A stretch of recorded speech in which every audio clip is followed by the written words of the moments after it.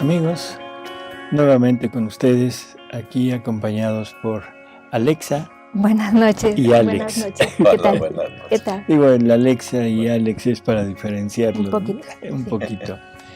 Pues aquí, Ya no salió rusa. Sí. para continuar con nuestra lectura del libro 11, que espero que les esté agradando. Cuando menos a nosotros nos ha gustado mucho y creo que hemos sacado mucho provecho. Sí. ¿No? Sí, hemos visto cosas que quizá no habíamos profundizado suficiente, y yo estoy seguro que todavía hay muchísimo que no hemos alcanzado a poder ver lo que está Y lo que falta. y lo que falta. Que nos presten otra vida. Por favor, Para nos que va a nos dé hacer tiempo. falta. Sí, ¿verdad? Bueno, pues vamos a continuar con nuestra lectura. Y ahora nos toca ¿cuál? La 1190, de fecha abril 3 de 1915. La divina voluntad es como cielo y sol del alma. Mi siempre amable Jesús continúa viniendo de vez en cuando, pero sin cambiar su actitud de amenazas y de flagelos. Y si tarda en venir, viene con un aspecto que da piedad, cansado, desfallecido. Me atrae hacia él y me transforma en él. Luego entra en mí y se transforma en mí. Quiere que yo bese una por una sus llagas, que las adore y repare. Y después de que se ha hecho aliviar su santísima humanidad, me dice: A ver, espérame, porque hay frases como que no se entiende. Vamos a repetirlo. Dice, entra en mí. Dice, viene con un aspecto que da piedad. Me atrae hacia él y me transforma en él. Uh-huh. Luego entra en mí y se transforma en mí. Quiere que yo bese una por una sus Esto llagas. es curioso, o sea, Jesús transforma a Luisa en él. Uh-huh. Y él entra en Luisa. Entra en Luisa y la transforma. Se transforma en él. ella. Ah, ok. O sea, es esa fusión de la que nos ha Uh-huh. hablado pues ya hace tiempo, en que el alma y Jesús tienen que llegar a fundirse, a no confundirse, sino fundirse en una sola persona, ¿no? A ver, y luego. Quiere que yo bese una por una sus llagas, que las adore y repare. Este es el punto al que yo quería llegar. Existe una enorme confusión a nivel de personas que leen la Divina Voluntad, donde se llega a pensar que la persona toma la vida de Jesús y se convierte prácticamente como en otro Jesús. Y esto es un tremendo error. O sea, nunca habrá confusión de persona. Siempre será cada uno su persona, pero todos con las mismas cualidades que tiene Jesús. O sea, con los mismos dones, con los mismos atributos, con todo lo que Él contiene, dado a la persona, pero para que se actúe desde su individualidad. Y aquí nos lo está demostrando. O sea, una vez que Jesús se transforma en ella y a ella la transforma en Él, y ahora quiere que le bese sus llagas.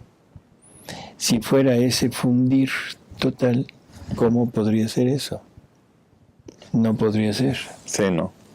Entonces hay que entender y empezar de una vez a aclarar que nunca nos llegaremos a confundir en la persona. O sea, tenemos los mismos atributos, las mismas obras incluso, pero desde nuestra individualidad. Entonces, ojo con eso, ¿sí? Nada de que Jesús Alejandro y Jesús Alejandra. No, es la propia persona con su personalidad y desde ahí o manejar los atributos y los dones divinos, pero desde ellos. ¿Seguimos? Uh-huh. Después de que se ha hecho aliviar su santísima humanidad, me dice: hija mía, es necesario que venga a ti de vez en cuando a tomar reposo. a hacerme aliviar, a desahogarme. De otra manera, al mundo lo haría devorar por el fuego. Esto es otra cosa que también vale la pena el ir aclarando. Los primeros 10 volúmenes, Jesús habla mucho de castigos. A partir del 11, bueno, sigue hablando de castigos y seguirá hablando de castigos, pero cada vez menos, cada vez con menos frecuencia. Pero el castigo es total y absoluta labor de Dios, que es castigar a la criatura por amor, para corregirla. Y esa es otra de las cosas que se está queriendo como quitar. No sé si lo haya notado. O sea Sí. que Jesús, Dios no castiga. No, momento, si Dios no castigara, entonces Dios sería un mal padre. No es el- Y la gente que dice que Dios no castiga, no sé qué habrán leído, porque en la Biblia viene el diluvio, viene Claro. Jesús en la cruz, o sea, Al pueblo egipcio también lo castigó. todo, sí, por todos lados se ve que hay algo, que hay una justicia. Así es. Y que hay una acción de Dios para tratar de corregir al hombre. Quizá algunos digan, no, es que eso es el Antiguo Testamento y esa es la época del Dios de la guerra. Bueno, sí, pero también el de Cristo para acá, incluso en el momento de que Jesús acabó su vida en la tierra, por ejemplo, San Pablo da unas lecciones tremendas de lo que es castigo. Y hay un castigo que es pavoroso. Por no haberle creído a la verdad, Dios les enviará la mentira para que crean en ella y se condenen. O sea, Dios les enviará. En todos los escritos nos habla del castigo, pero un castigo que es para purificar, un castigo que es por amor, un castigo que es para llevar al hombre a reconocer que está mal y a tratar de regresar al camino. El Apocalipsis, ¿de qué nos habla? Castigos. De también. castigos. Sí, pues, y eso es futuro, ni Y siquiera eso es futuro, no de es ahora. actual, ¿no?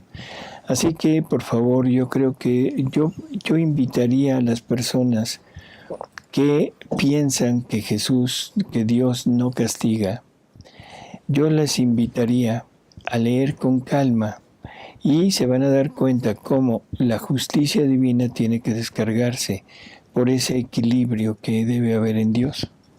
Y sobre todo, la justicia divina siempre, siempre es amor. Nunca es una justicia a modo humano. No es una justicia punitiva, no es una justicia por venganza, no, sino es por amor a su criatura. Hasta lo vemos en la sociedad, un padre de familia que no castiga a sus hijos, se ve mal, es mal juzgado porque dicen es que no tiene mano fuerte para poder guiar a sus hijos y reprenderlos cuando se portan mal, cuando no han hecho bien las cosas. Bueno, pero eso era en la antigüedad, porque ahora somos tan modernos, tan adelantados, tan, ¿cómo diríamos? Una sociedad, una sociedad muy buena, en que se dice que al niño no hay que reprenderlo. Y yo les diría, bueno, a ver, ¿qué preferiríamos si pudiéramos ser objetivos? Las generaciones anteriores donde se castigaba y las generaciones modernas donde no se castiga. ¿Qué tipo de niño, de adolescente y de adulto quisiéramos tener? Como los anteriores. O sea, el anterior era, no se trauman, no venimos de una generación traumada, como dicen, pero sí venimos de una generación que aprendió a tener respeto, que aprendió a tener un orden, que aprendió a marcar sus límites dentro de la sociedad, que tiene un civismo, que ya no se usa esa palabra ni esa materia, pero que tiene un civismo. Y eso es lo que marcaba o lo que lograba la educación antigua con castigos. buen manazo en la infancia puede ahorrar años de cárcel en la adultez. Claro. Ahora se le llama manoterapia. Manoterapia. Sí. Bueno, Bueno, en fin. seguimos. Y sin darme tiempo para decirle nada, huye. Ahora, esta mañana encontrándome en mi habitual estado y tardando él en venir, pensaba entre mí, ¿qué habría sido de mí en estas privaciones de mi dulce Jesús si no fuera por el santo querer divino? ¿Quién me habría dado vida, fuerza, ayuda? Oh, santo querer divino, en ti me encierro, en ti me abandono, en ti reposo. Ah, todos me huyen, también el sufrir y también el mismo Jesús que parecía que no sabía estar sin mí. Solo tú no me huyes. Oh, querer santo, te ruego que cuando veas que mis débiles fuerzas no pueden más, muéstrame a mi dulce Jesús que se esconde de mí y que tú posees. Oh, querer santo, te adoro, te beso, te agradezco, pero no seas cruel conmigo. Y mientras así pensaba y rezaba, me he sentido investir por una luz purísima, y el querer santo, develándome a Jesús, me ha dicho. Esto es también importante porque Jesús de aquí en adelante le va a ir pidiendo que vaya dejando su, ¿cómo diríamos?, su apego a su presencia sensible. Y le hace entender que su presencia sensible le sirve como de estorbo para llegar a vivir en la divina voluntad. Y se lo dice de mil maneras, ¿no? Le dice, es que mi voluntad me contiene a mí. Mi voluntad es superior a mí porque es la que me tiene en esta humanidad. Así que con mi voluntad lo tienes todo. Y cuando ya no puedas, simplemente toca mi voluntad y yo me aparezco. Y esto más o menos nos lo da a entender porque siempre que Luisa estaba desesperada buscándolo, ¿de dónde salía Jesús? De su interior. De su interior. Sí. Sacaba una mano, ¿sí? Y entonces Luisa se daba cuenta que Jesús siempre estaba con ella. Así que esto también debería de ser para nosotros. No tenemos la fortuna de tener esa presencia sensible de Jesús, pero generalmente la suplimos. ¿Con qué la podríamos suplir? ¿Con el prójimo? Con el prójimo, bueno, sí, o sea... Viendo a ¿con Jesús qué en el más? prójimo, Con fe. con toda la creación. Con fe. No, pero yo me refiero a que nos vamos a apegar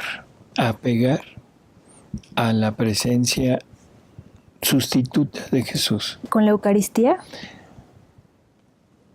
Ahí ya no es presencia sustituta, sino es la presencia real de Jesús, pero una persona que está muy asidua y no que sea malo acudir frecuentemente a la comunión, a la Eucaristía. Ojalá y todos pudiéramos acudir diario, sino que el día que no puedes se siente terriblemente mal. O sea, el día que no puedes acudir a la Eucaristía, entonces empiezas a sentir que estás fallando y te empieza a desesperar. Ahí ya hay un apego, ¿sí? No que no vaya por no querer, no que no vaya por quererme quedar, no sé, 10 minutos, 20 minutos más en la cama, sino que no vaya porque no puedo ir. Eso sería uno. La misa sería otro. El acudir a misa, qué bueno que vayamos a misa frecuentemente, pero si un día no puedo ir, no pasa nada. Mi vida y de unión con Él sigue totalmente igual. Entonces lo podemos suplir. Esa presencia que Luisa tenía, nosotros la suplimos por presencias de este tipo, incluso presencia de algún personaje, algún sacerdote, presencia de algún personaje en un grupo. En fin, tenemos que quitar totalmente esas dependencias, apegos, esos apegos, y entender que todo lo tenemos en el interior, con la divina voluntad. Luisa se quejaba mucho de que no podía asistir a una iglesia para adorar, o sea, a la Eucaristía. Y Jesús le dice, oye, ¿qué te pasa? Tú eres la adoradora perpetua de mi voluntad en todo lo creado. Y mi voluntad es más que la Eucaristía. Eso suena muy fuerte, pero así es. La divina voluntad es la que tiene a Jesús en la hostia. Es la que logra poner a Jesús, a todo Jesús en la hostia. Es la que contiene toda la Eucaristía y es de donde salen todos los bienes de la Eucaristía. Por lo tanto, es mayor. ¿Sí? En fin. Hija mía, el alma sin mi voluntad habría sido como la tierra si no hubiera tenido ni cielo, ni estrellas, ni sol, ni luna. La tierra por sí misma no es otra cosa que precipicios, montañas, aguas, tinieblas. Si la tierra no tuviera un cielo, un sol encima de ella para alumbrar al hombre, el camino para hacerle conocer los diversos peligros que la tierra contiene, el hombre iría al encuentro a hora de precipitarse, a hora de ahogarse, etc. Pero el cielo le está encima, especialmente el sol, el cual en su mudo lenguaje dice al hombre, mira, yo no tengo ojos, ni manos, ni pies, sin embargo soy la luz de tu ojo, la acción de tu mano, el paso de tu pie, y cuando debo iluminar otras regiones, te dejo el centelleo de las estrellas y la claridad de la luna para continuar mi oficio. Ahora, habiendo dado al hombre un cielo para bien de la naturaleza, también al alma, siendo ésta más noble, le he dado el cielo de mi voluntad, porque también el alma contiene precipicios, alturas y barrancos, cuáles son las pasiones, las virtudes, las tendencias y otras cosas. Esto nos va situando. Y por ejemplo, las pasiones están puestas en el alma. O sea, a veces hemos pensado que hay pasiones que están en el cuerpo, pero el cuerpo no es capaz de sentir esto, no es capaz de recibir una pasión. La pasión está en el alma y propiamente en la voluntad, porque la voluntad es la que mueve todo. Por lo tanto, cuando la pasión es intensa, el movimiento que sentimos para satisfacerla sale de la voluntad. Así que realmente nuestra única, ¿cómo diríamos? Nuestro único enemigo en este punto es nuestra voluntad. Es la que nos lleva. Y en sí entender que las pasiones están en el alma, no son del cuerpo. Ahora, si el alma se quita de debajo del cielo de mi voluntad, no hará otra cosa que precipitarse de culpa en culpa. Las pasiones la ahogarán y las alturas de las virtudes se cambiarán en abismos. Así que como en la tierra sin el cielo estaría todo en desorden e infecundo, así el alma sin mi voluntad. O sea que las personas que viven sin la voluntad divina están en desorden. En desorden. Como dice Luisa, caminando con la cabeza hacia abajo. Y en grave peligro de caer en esos precipicios, ¿no? O sea, incluso una virtud es un digamos, un monte. Pero ese monte también tiene precipicios y si no hay luz, te puedes caer. Así que es importante. Y una persona que no cae, una persona que tiene la fuerza para mantenerse sin caer en sus pasiones, es un alma que tiene de alguna manera la ayuda y la asistencia de la divina voluntad, o sea, de Dios mismo. Pero no confiarse porque solamente poseyéndola es como se puede exentar el riesgo de las caídas. Así que bueno, pues es Ahí termina una bonita lectura. Uh-huh. Sí. Así que vamos a ver. Seguimos con la 1191. abril 24 de 1915. Cómo lo que sufrió Jesús en la corona de espinas es incomprensiblemente creada. Mucho más dolorosos que aquellas espinas se clavaban en su mente todos los malos pensamientos de las criaturas. Esto está muy fuerte. Sí, ¿verdad? Sí, bueno. Bueno, es que cada sufrimiento de Jesús, cada pena que Jesús toma sobre de él, tiene una, o sea, es la consecuencia de nuestros actos. Aquí en la corona de espinas, que es en la cabeza, es perfecto para representar los malos pensamientos. La espina llega de afuera hacia adentro. La espina es como un pago por lo que estamos pensando y por lo que estamos urdiendo en nuestro interior. El pensamiento es de adentro hacia afuera. Así es. Ahora el pensamiento es de adentro hacia afuera. Y eso traspasa totalmente, o sea, todo. Y eso hace que la criatura emane de ella toda la, ¿cómo decir? La suciedad, la podredumbre que tiene dentro. Y eso es lo que Jesús tiene que tomar sobre de él. Entonces, más doloroso esa corona de pensamientos que salen de la criatura que la corona que entra puesta por la criatura. No sé si se entienda. Sí. Y cada pensamiento que hemos tenido no en orden a Dios se traduce en una espina que Jesús tuvo que sufrir.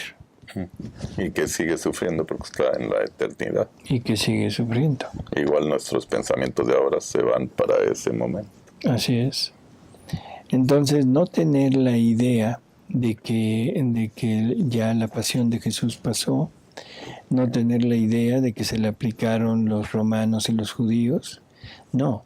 La realidad es que somos nosotros los que le estamos aplicando esa pasión. Cada pensamiento alejado de este ambiente de la divina voluntad es un pensamiento que ocasiona una espina en Jesús. ¿Sí? Y también cuidado con los medios de comunicación, porque aunque una persona no tenga malos pensamientos, nada más ver la televisión ya le provoca malos pensamientos. Entonces, terceras personas hacen que una persona tenga malos pensamientos. Eso es más Así fuerte. Si recordamos las horas de la pasión, hay una hora en que Luisa quiere ir, es en la conclusión de la agonía del huerto, donde Luisa invita a María para acompañarla y que las dos vayan a darle almas, rescatar almas para Jesús.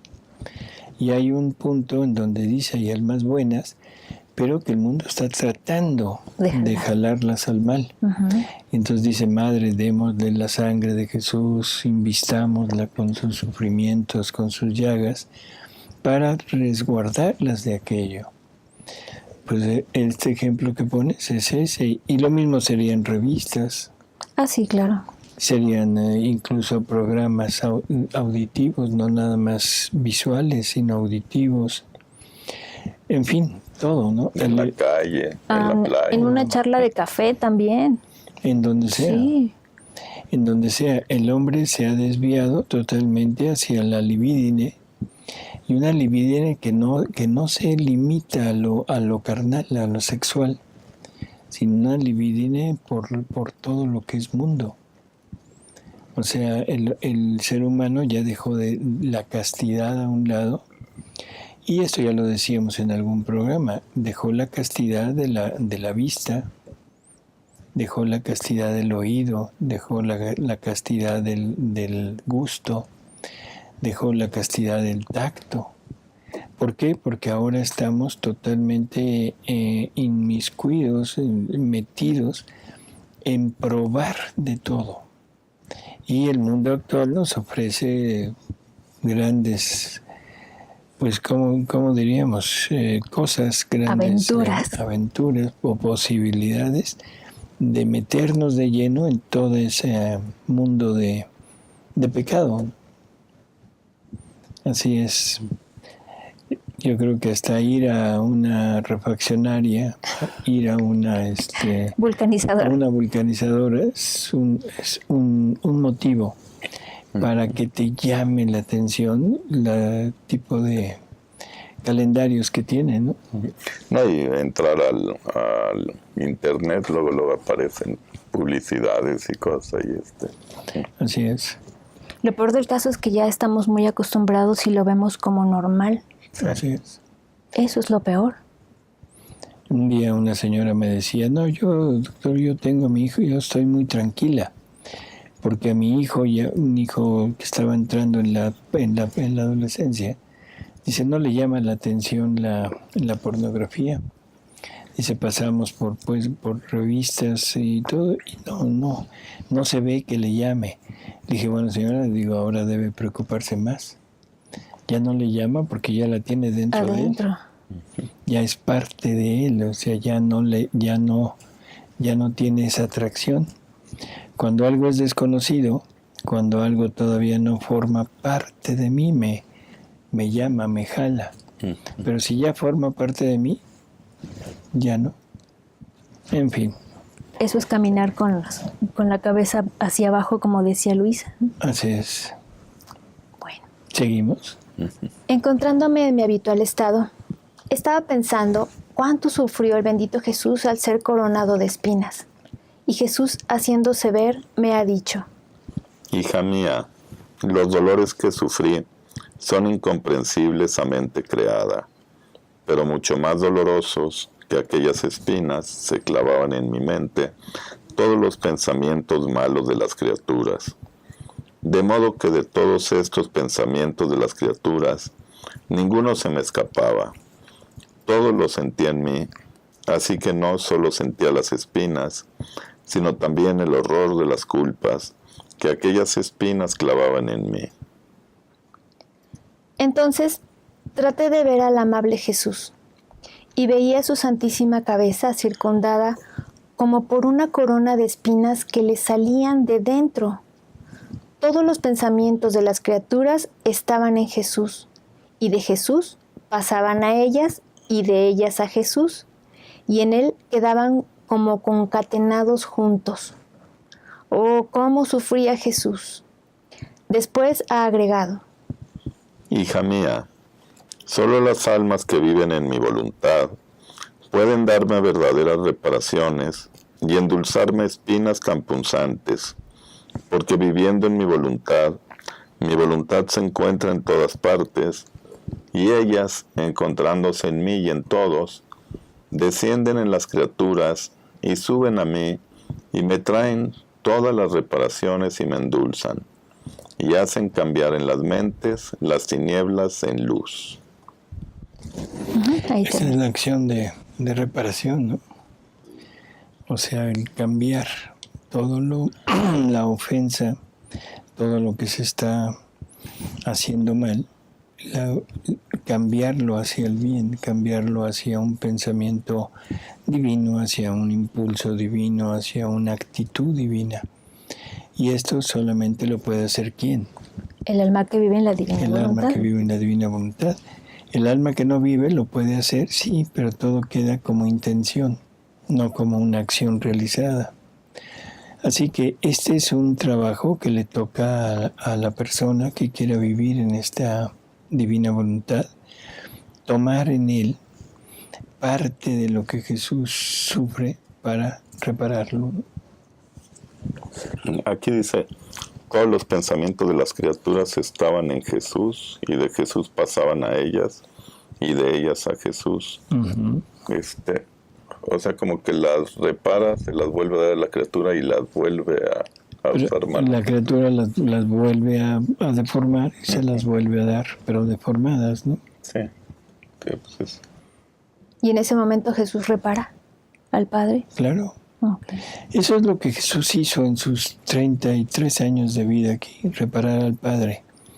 Y ahora el alma que vive en la divina voluntad, cuando se dice que hay que tomar la vida de Jesús en nosotros, esto es lo que hay que tomar. La acción hacia el Padre de reparación y la acción hacia la humanidad, o sea, hacia todos nosotros, para dejarle las gracias y los dones que Dios va a corresponder por haberle dado la vida de todos. Hay mucho por hacer. Así es. Bien. Así es. Y pocos los operarios. Sí, como dicen sí, bueno, pocas Los trabajadores son pocos. Sí. Y la mies es mucha. Esa es la que quería decir. Bueno, 1192. Mayo 2 de 1915. Penas de Jesús por los castigos. Seguimos en el tema de los castigos. Mis días son siempre más amargos. Esta mañana, mi dulce Jesús ha venido en un estado tan sufriente que no se puede expresar. Al verlo tan sufriente, yo a cualquier costo habría querido darle un alivio, pero no sabiendo qué hacer me lo he estrechado al corazón y acercándome a su boca, con la mía, buscaba extraer parte de sus amarguras internas. ¿Pero qué? Por cuanta fuerza hacía al chupar, no salía nada. Volví a intentarlo con más esfuerzos, pero todo era inútil. Jesús lloraba. Yo lloraba al ver que en nada podía aliviar sus penas. ¡Qué suplicio tan cruel! Jesús lloraba porque quería hacer salir todo, pero su justicia lo impedía. Yo lloraba al verlo llorar y porque no podía ayudarlo. Son penas que faltan las palabras para expresarlas. Y Jesús sollozando me ha dicho. Son cuadros que nos va pintando Luisa de toda esta amargura que le produce a Jesús la actitud humana, ¿no? De cómo hemos transformado todo lo que Él nos ha dado, lo hemos transformado en cosas negativas o incluso, como Él dice, en armas asesinas dispuestas a matarlo en nosotros. Entonces esa amargura que Él siente, o sea, yo creo que deberíamos de pensar un poco qué quiere decir un Jesús amargado. Un Jesús que en el huerto de los olivos tuvo que decir, Padre, que pase de mí este cáliz. Pero es el cáliz de la voluntad humana obrando en Él. El cáliz de la voluntad humana obrando en nosotros, que eso es lo que le ocasiona a Él el sufrimiento. Porque cada vez que la voluntad humana obra en nosotros, es una muerte que Jesús tiene que recibir. Así que de alguna manera, o sea, ir comprendiendo por medio de estas descripciones de Luisa, ¿qué estaría sintiendo Jesús? No sé cómo te lo imagines. No, sí, terrible. Porque también lo que, bueno, apenas lo voy a leer, pero es todos los castigos que llegan a las criaturas vienen de Jesús, pero las recibe Jesús dentro de la criatura también. Entonces pues, no hay descanso nunca. No solo castiga a la criatura, sino se castiga él solo, ¿no? O sea, en el sentido de que tiene que vivir junto con nosotros lo que nos toca a nosotros. A ver, seguimos. Dice, hija mía, los pecados arrancan de mis manos los flagelos, las guerras. Yo estoy obligado a permitirlas, pero al mismo tiempo lloro y sufro con la criatura. Claro. Eso es lo que decíamos ahorita, claro, ¿no? O sea, recordar que Jesús viene a tomar todos nuestros sufrimientos y todas nuestras penas. Y si Él nos da un castigo, vamos a sufrir y vamos a tener penas. Y esas las tuvo que vivir Jesús. Sí, o sea que no es nada más mandar los flagelos, sino mandárselos Él mismo dentro de la criatura. Así Pero Él ya lo sufrió en toda la eternidad, ¿no? Y lo vuelve a sufrir en el tiempo que la criatura vive. Lo actualiza. Ah, qué moderno. No, es que esta frase la dice mucho este conjunto de Arpa Dei. ¿Sí se acuerdan de Arpa Dei? Sí. Y ellos hablan de actualizar la pasión de Jesús. Entonces a mí me parece que es muy correcto, porque estamos actualizando todos estos sufrimientos de Jesús con nuestros actos. Así que un acto malo de la persona toma la pasión de Jesús y la pone, la actualiza al día de hoy. ¿Sí? Y entonces el día de hoy Jesús tiene que sufrirla para estar siempre actualizado. Porque si no le pueden entrar virus. Bueno, informáticos, ¿no? Sí, claro. Ya. Yo me sentía morir por el dolor y Jesús, queriéndome distraer, ha agregado: Hija mía, no te abatas, también esto está en mi voluntad, porque únicamente las almas que viven en mi voluntad son las que pueden hacer frente a mi justicia. Solo aquellas que viven de mi querer tienen libre el acceso para entrar a participar en los decretos divinos y abogar en favor de sus hermanos. Quienes habitan en mi voluntad son los que poseen todos los frutos de mi humanidad, porque mi humanidad tenía sus límites, mientras que mi voluntad no tiene límites y mi humanidad vivía en mi voluntad, cubierta por ella, por dentro y por fuera. Ahora, las almas que viven en mi voluntad son las más inmediatas a mi humanidad, y haciéndola de ellas, porque a ellas se las he dado, pueden presentarse investidas de ella como otro yo mismo delante de la divinidad, y desarmar la justicia divina e impetrar rescritos de perdón para las pervertidas criaturas. Ellas, viviendo en mi voluntad, viven en mí, y como yo vivo en todos, también ellas viven en todos, y en pro de todos. Viven libres en el aire como soles, y sus oraciones, sus actos, las reparaciones, y todo lo que hacen, son como rayos que descienden de ellas en pro de todos. Ahorita recordé algo que le dijo la Virgen una vez a Luisa: si quieres ir a pedirle algo al Padre, vístete primero con todos los sufrimientos y todos los dolores de Jesús, y así, crucificada, preséntate al Padre y vas a poder obtener lo que tú quieras. Y son las oraciones más agradables a la vista de Él, cuando el alma se reviste de la pasión de Jesús, ¿no? Uh-huh. En fin, pero bueno, la tónica de lo que acabamos de leer creo que es la misma de lo que hemos comentado. Uh-huh. O sea, sí que podríamos seguir. ¿Sí? ¿La siguiente? ¿O ya quedamos? La siguiente sería... ¿Ya terminó? Uh-huh. Bueno, amigos, pues aquí tenemos nuestro paquete del día de hoy. 3 lecturas sobre castigos. 3 lecturas sobre todo la primera, sobre ese fundirse en Jesús, llegar a ser una sola cosa con Él, que no es así lo que las palabras indican, sino quiere decir otra cosa. Pero sobre todo esto de los castigos, queda muy claro que Dios castiga, y castiga bastante fuerte. Y que nuestros actos lo están castigando a Él también. Así sí, es. Claro, y cuidado con lo que pensemos. Que no es una pasión nada más hacia nosotros, sino como Él tiene que tomar sobre de Él la pasión de nosotros. El eterno inmolado. El eterno inmolado. Así es. Pues amigos, los dejamos con el eterno inmolado, no sin antes recordarles que es muy importante leer el libro de Cielo.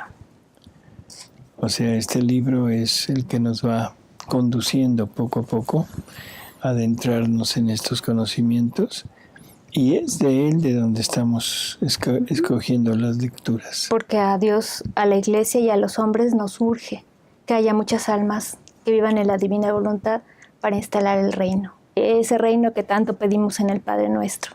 Así es. Uh-huh. Bueno, pues amigos, hasta luego. Alejandro, gracias por estar con nosotros. Buenas noches.